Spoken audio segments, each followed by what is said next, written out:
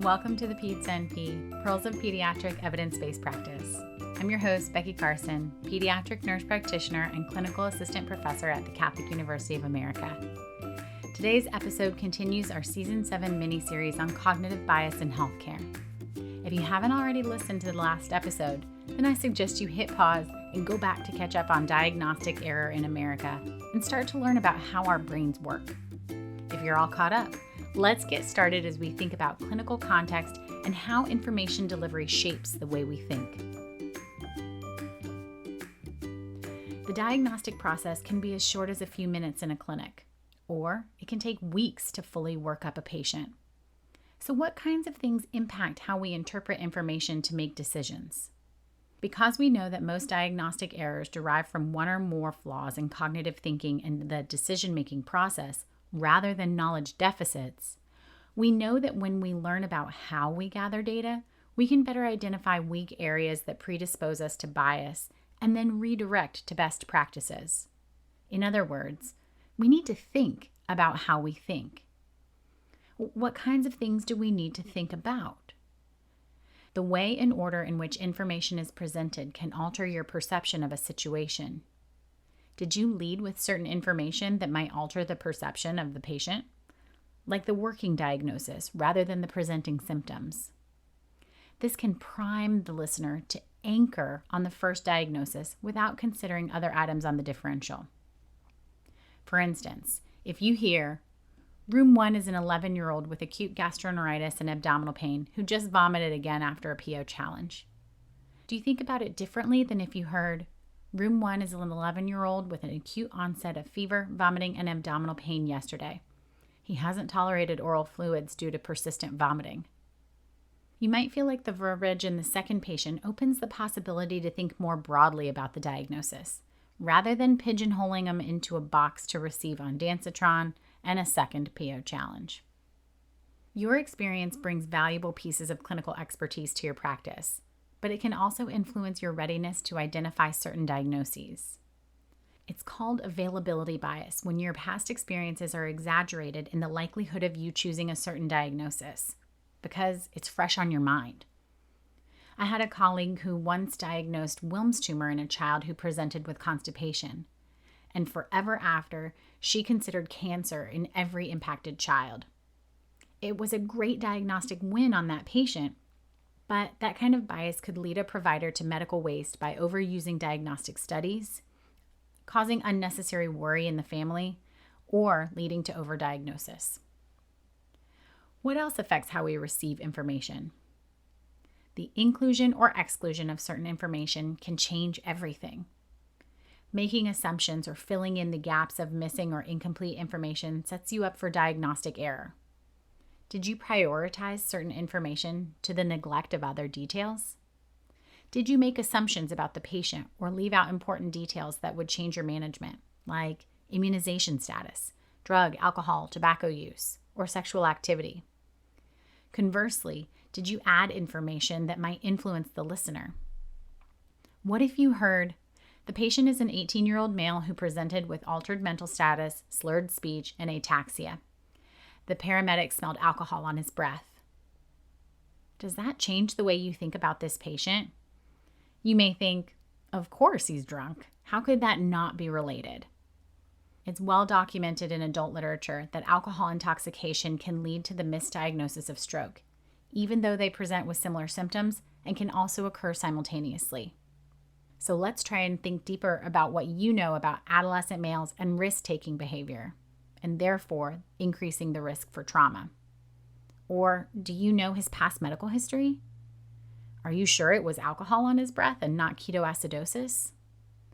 In this presentation of altered mental status in an adolescent male, we can certainly consider substance use, but we need to keep the differential diagnosis open and should consider things like traumatic brain injury, intracranial hemorrhage, CNS infection, and DKA, among others. But the alcohol framed how you saw this patient. Are there environmental factors that can influence decision-making? Yes. Clinical context really matters, which is an important part of considering pathophysiology and epidemiology of disease.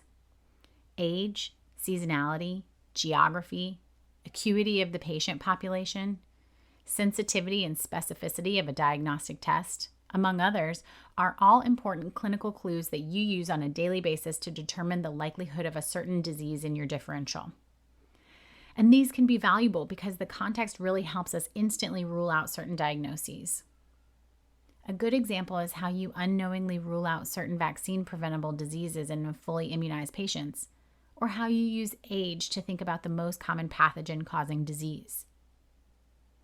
But not all clinical context is good.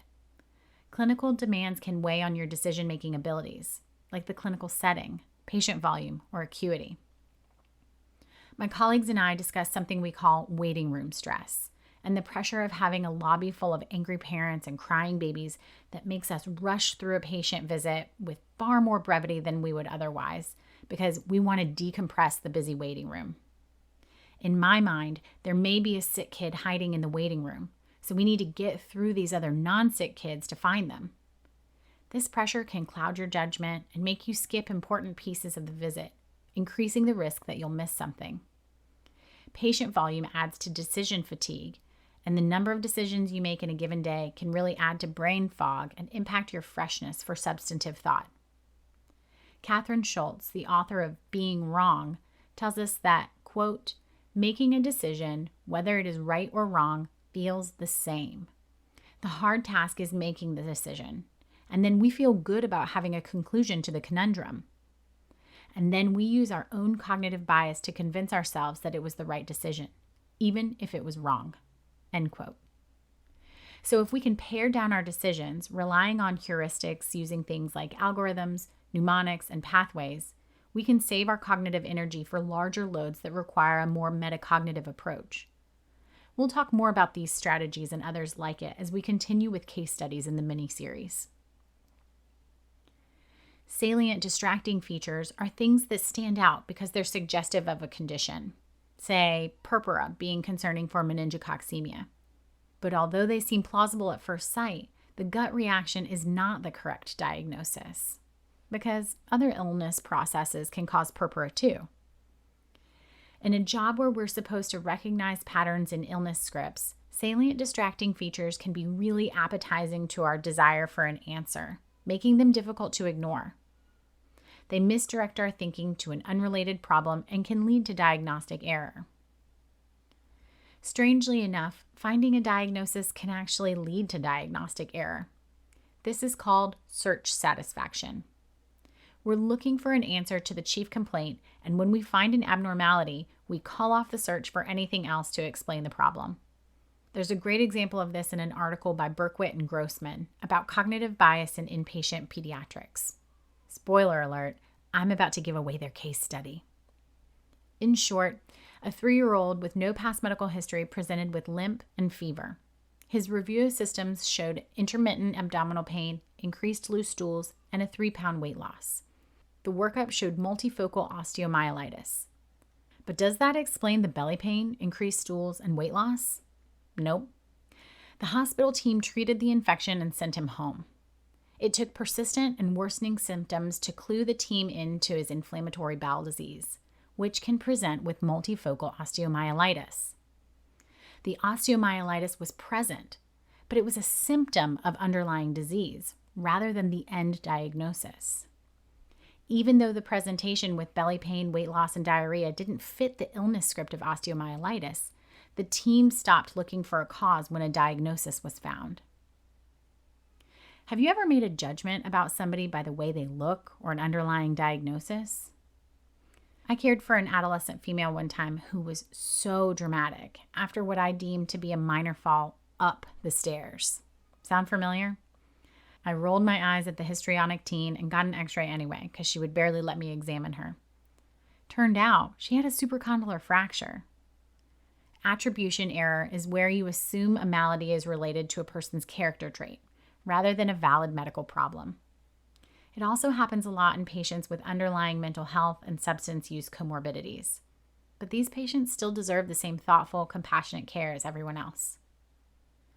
Which brings me to a tough climax in this episode of the podcast.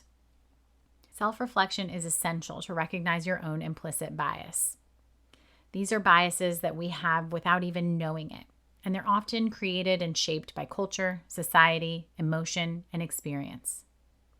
In being aware of them, you can better remain blind, objective, and reduce the impact of these effects on you and your patients.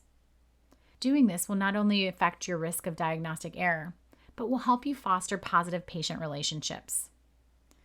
I'm going to say some words, and I want you to think about where you stand on these controversial topics. You ready?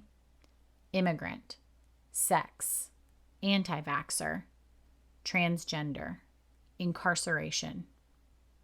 How did you feel about those words? Did you have any mental pictures of a situation or a type of person that those words would describe? Were they fair? Or did you have some stereotypes and preconceived notions break through? That's implicit bias. Now I'm going to say some more words and continue the exercise. Neonate, infant, toddler, preschooler, school-aged child, adolescent, advocate, support system, medical home. That feels easier. Did you think about your patients and your important role in children's healthcare? Okay, now gut check yourself. Would your views stand in the way of you being able to deliver non-biased care to a child? Would a patient feel comfortable being open and honest with you because you're equipped to show compassion, empathy, and understanding to someone different from yourself? Do you know how to have tough conversations and offer evidence-based solutions to the patient and family? Examining yourself for bias can be emotional and tough.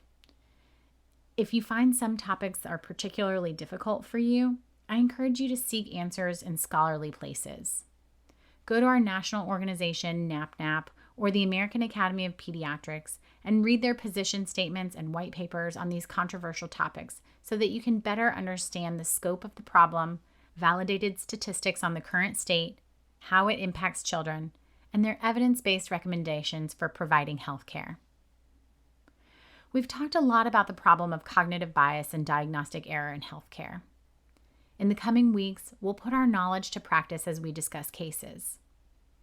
We'll start with the seemingly benign chief complaint, identify the cognitive bias that led to diagnostic error, reveal the acute care diagnosis, and reflect on some best practice tools and strategies that can be used to prevent bias in the first place. Our discussion today was certainly not an exhaustive list of the things that impact the way we think. In fact, there are dozens of types of cognitive biases, some of which we'll cover in the coming weeks. Others you'll just have to recognize for yourself with your new toolbox of metacognition. Inevitably, we as humans will fall short at some time or another in our thinking and succumb to cognitive bias. It's uncomfortable to talk about our shortcomings and mistakes, but the ability to humbly admit those mistakes is essential to growing as a provider. Because in doing so, you can increase your awareness and improve your diagnostic accuracy. Join us next time as we begin that journey to recognition through adaptive expertise and metacognitive thought. I hope that you'll like, comment, and subscribe to the Peds NP, where we focus on the practical application of evidence-based practice. There is no financial support or conflict of interest in this or any episode of the Peds NP. You can see show notes and references at the newly updated website. Visit www.thepedsnp.com for all the details. Tweet me at @thepedznp or find me on Instagram at @thepedznp podcast. Remember that this isn't just a podcast. You're searching for your sources of bias for the kids. I'm Becky Carson. Take care.